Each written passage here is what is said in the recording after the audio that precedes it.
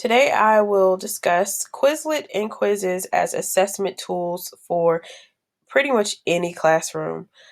Specific areas that I want to ensure that I cover are using Quizlet and quizzes as a means to provide review for your students, as a means to collect data, as well as a means of assessments in terms of a pop quiz, an end of unit assessment, or end of course test, depending on how you choose to utilize these tools in your classroom. So with regards to Quizlet, Quizlet is a free tool that has other components that are paid. But for the most part, if you choose to use Quizlet as a free tool, there are options in terms of whether you want to create your own Quizlet or if you want to search and find other Quizlets that have been created by other teachers.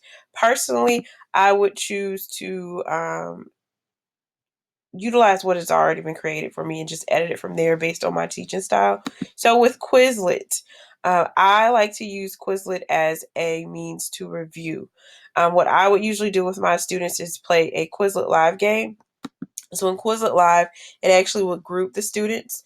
It would allow you to provide a set of questions based on the information provided in the actual Quizlet study set. So I would click create a game, select the game that I want to play, and then Quizlet will create the questions and whatnot for me. Students will log into Quizlet.live and use the code that's provided. Quizlet needs a minimum of 4 students. Once those 4 students have logged in, or all of your students have logged in, Quizlet will group those students.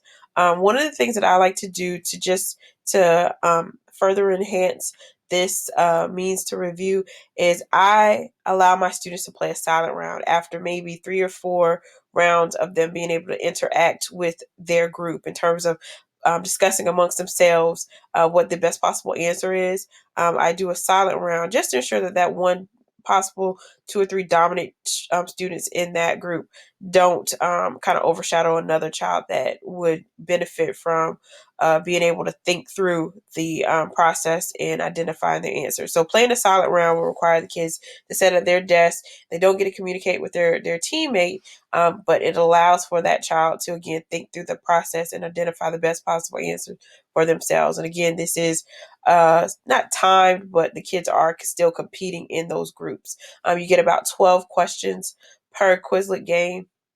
And again, at the end, it does identify a winner. The students can also use the Quizlet independently as a means to review. In that Quizlet provides flashcards where the kids go see a particular term and they can flip back and forth to the term and the description. There's also a practice test that's provided. Depending on your level of access, you can print out the test. The kids can go in and fill in their answers based on what they know, and it'll be graded and provide them feedback. The other tool that I utilize often is Quizzes. Quizzes is similar to Kahoot.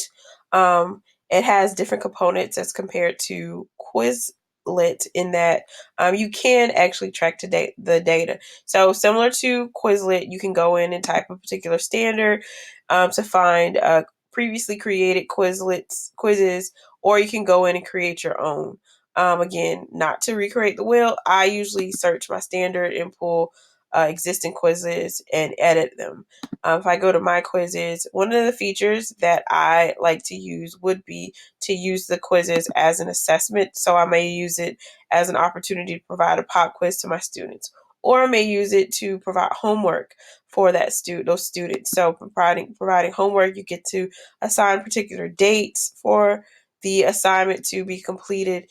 And because quiz is shareable and accessible through Google Classroom, you can also assign particular classes. So my class is already set up in Google Classroom.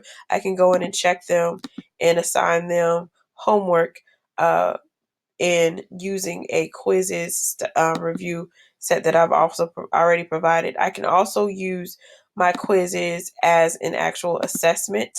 So I can click live game, and it'll give you the opportunity to allow the kids to play as a team, to play the classic version where they're independently and it's a student pace at their own pace. They're completing it individually. They see the questions on their iPad, or I can provide it as an actual test where I'm providing my test to the student, my quizzes to the students.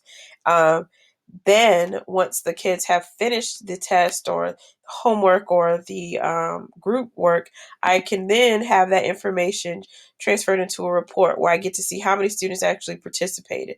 I can see the level or the accuracy level from those students. I also get to see whether it was homework or an actual test or assessment that was provided to that student. So in comparing quizzes to Quizlet, the free version of quizzes does provide the opportunity for teachers to pull and analyze data, whereas the free version of Quizlet does not allow for that. You would have to have a paid account to collect and analyze the data in terms of how often your students are using Quizlet and reviewing using those study sets that you've provided. But both features do allow teachers to share the links or the study sets to the quizzes, assessments, and Quizlet study sets via Google Classroom, which is highly beneficial with regards to time for teachers and being able to get that information out to the kids in a timely manner.